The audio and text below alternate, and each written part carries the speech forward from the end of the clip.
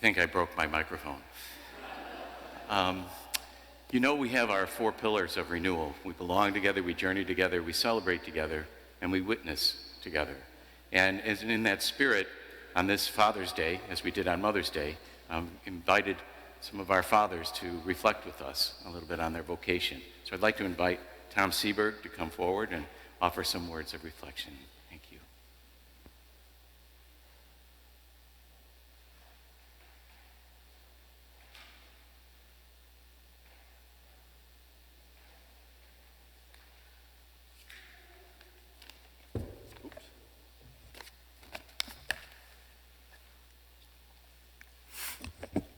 Good morning, and happy Father's Day. Happy Father's Day to all the fathers out there, and happy Father's Day to, if you will, celebrate fathers in our lives and those that have played fathers figures in our lives. You know, as I come up here, I've got some remarks, and I usually have a lot of humor. Not a lot of humor this morning, but I was thinking, it's kind of funny.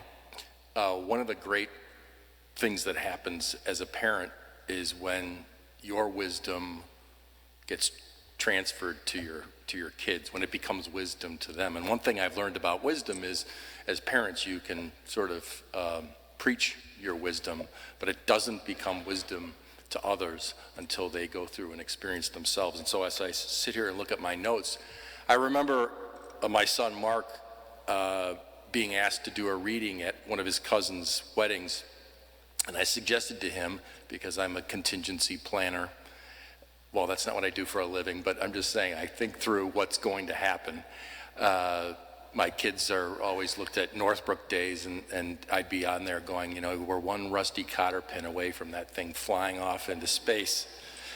And I said to him, look, you should have a backup copy of the reading in case something goes wrong up at the lectern. And it was funny because he gets up there, and right before Mass, the deacon had kind of moved some things around, and the reading wasn't there. And I see him pull out his phone and then just give me that look of acknowledgement. Those are very, very big moments of joy. So, hello, fellow 730ers. A lot of pressure on me to land the plane here quickly, and now I've just burned a minute and a half. My name is Tom Seeberg. I've been a member of this community for more than 30 years, and along with my wife, Mary, we raised all 3 of our kids here, and happy to have them here today with us, although we're usually mid-benchers. We're more front-benchers this morning. Mark with his wife Eva, and Mary Claire with her husband Jeff, and their young one Robert. Hi, Robert. Some of you may know my uncle Jim Seeberg, who has been a parishioner here since the early 60s. He's also my godfather. As I thought about what I was going to say, you know, the 2 words that come to mind over and over again are simply gratitude and joy. Gratitude for just the many blessings, and gratitude that I understand and am present in those many blessings of being a dad. It is the greatest role of my life. A few years ago at my 40th high school reunion from Loyola Academy, I met up with an old friend I hadn't seen in a long time, Paul Hogan, who chose a career as a teacher initially at Fairfield Prep, and then went on to become the principal at Jesuit High in Portland, and then is now a founding president of a Cristo Rey school in Seattle. And he talked about, when he was in between jobs, working for an executive coaching firm. And this executive coach had a message that he would do with some pretty high-end executives, bring them in, and the first thing they would do in the first morning of it is he said, this morning you're going to write your eulogy and you're going to tell me who's in the first few rows, and then we're going to work to order your life so that happens. And it was a very interesting and powerful way of doing it, and yet I also thought in that moment, and I know so well here, never have any doubt every day of the week that the greatest role, most rewarding role of my life is being my kid's dad. And in this great position of being now 60, with grown kids that have gone on to become what my dad would refer to as good people. My dad would always say, he's good people, she's good people, and it was his highest compliment for the character of a person. And that you've gone on to marry through sacramental marriage in the church to find folks that are so much like you and so much celebrate the same things that are important to each other. All four of you have said the two most important things in selecting each other were faith and family. Very, very rewarding. I'm really grateful for so many more what I call grace-filled moments of joy. My kids know I can get very sappy, particularly around things around the family. And I think that the best version of this I've heard, or description of this I've heard, came from David Brooks in his book, The Road to Character. And he says, those times when life and time is suspended and reality sort of spills outside its boundaries, and you feel like you've received a happiness which is greater than anything you could have deserved, and it's a moment of grace. And when you have that moment, first you feel so grateful to God for giving you that moment, but you also want to be worthy of it. You want to live a life that makes you worthy of those kind of moments.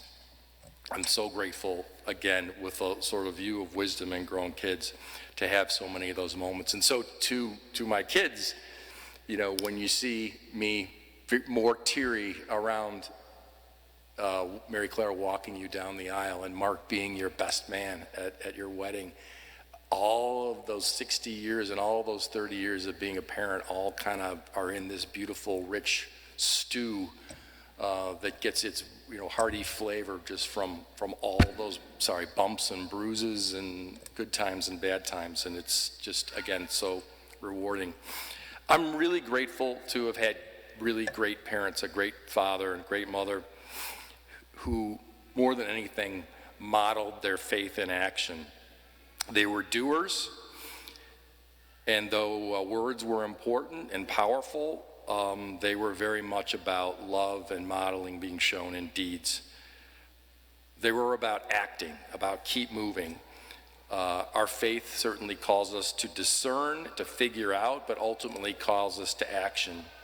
The importance of what you do in a situation versus why. Why is important, but what you do is critical. My dad's expression, you do what you have to do in this world. Self-pity is a dangerous place to dwell. And so I believe all that based on their very deep faith, based on, if you will, the great hope embodied in the resurrection. And I have to say lastly, or here, apologies, allergies. As a father, I'm deeply grateful for my faith and this faith community. St. Norbert's and this community is very much a story about faith, hope, and love, and the miracles of love. I couldn't talk honestly and authentically about being a dad if I didn't talk about our oldest, Lizzie, who we lost suddenly in 2010 after a 5-year battle with anxiety and depression. And I remember, I'll just share with you a few powerful moments. They might seem a little sad, but there's a lot of power in how we came out of it. I remember getting the news when I was traveling overseas, and it took me 18 hours to get back here to be with my family, to finally, if you will, properly grieve. And I remember feeling, as a father, just incredibly, if you will, maybe the term's emasculated, just I couldn't get home. I couldn't do anything. And I do remember, if you will, throwing up in just absolute, gut-wrenching grief, as you could imagine. But the inability to be with my wife and be with our kids was, frankly, just brutal. And yet through it, the two of us acted. We made decisions about how to tell the kids. We began sort of working through it. I remember coming home that rainy Saturday, appropriately rainy, and the next round, if you will, of deep grief as we all get back together and exhausted at the sense of sort of like a bottomless pit of grief. And then I remember Sunday morning. The kids were still sleeping. Mary and I were up. We had a good cry, and we did what we typically do. We took the dog for a walk. And on that walk, it's sort of the miracle of our faith comes to us. I remember our prayer, which is the sort of George Bailey prayer, Lord, show me the way.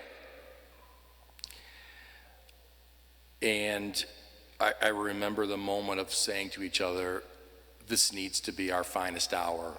We need to be great parents for our kids, our other kids, and we need to send off our young lady in style. We need to open our hearts and open our home. We need to do the trust fall. And if you think about it in the sense that I mentioned this bottomless pit, you're looking to grab onto something. And if you will, I like to say you're stripped completely naked in front of God in your community. But what begins to emerge with faith is being able to pick out the things that are important, the things that will guard you. And all of a sudden you find grounding in your faith. I think about John's Lazarus story and the conversation between Martha and Jesus, and Jesus saying, I am the resurrection and the life. Whoever believes in me, even if he dies, will live. And the next part is what's most powerful to me is Jesus says, do you believe this? And in that moment of grief, when you lose someone close to you, it's as if your face is being pushed right into that question, the central question of our faith. And Martha, of course, says yes. And yes becomes everything. It becomes everything for us. And it becomes everything for us as it respects this faith community. And so I have to say I'm deeply, deeply grateful for our faith, and in particular this community, who not only allowed us to work through that, but allowed us to be great parents to our kids. I'm grateful for our own personal angel. This one's a little bit of a sad one, but also very powerful. I remember Mary, on our 20th anniversary, what are we doing? We're at Sacred Heart Cemetery picking out a burial plot for our daughter. And I remember the cemetery person saying, how many do you want? We want 3. And then we need to ask you another question. Where does Lizzie go? And without hesitation, the two of us looked at each other and said, between us. She's been between us ever since, holding our hands and very much with us today. She was there to welcome her Uncle Lee, all of our folks, and I was deeply comforted and grateful that she'll be showing me the way. So in closing, at 60, a lot of really wonderful, rich perspective, deeply grateful. As my dad would say, I'm living high off the hog as a dad, or Lou Gehrig, I'm the luckiest man on the face of the earth. And so I'll say to you this morning, happy Father's Day. God bless all of you. God bless all fathers. Let's celebrate the father figures in our life. Let's celebrate our faith community. Good day. God bless.